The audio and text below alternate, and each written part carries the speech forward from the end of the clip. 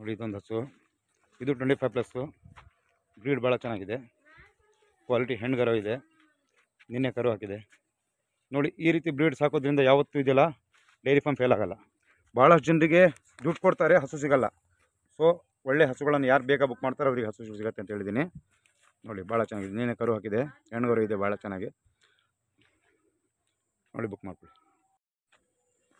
ನೋಡಿ ಹಸು ಬಾಟಮ್ 25+.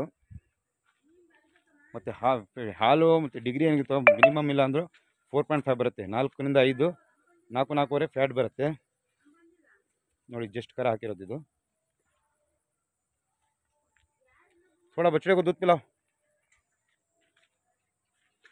बछड़े को। हाँ उसको उसको खोल के ला, उसको एक वो गाय को खोल के ला। हाँ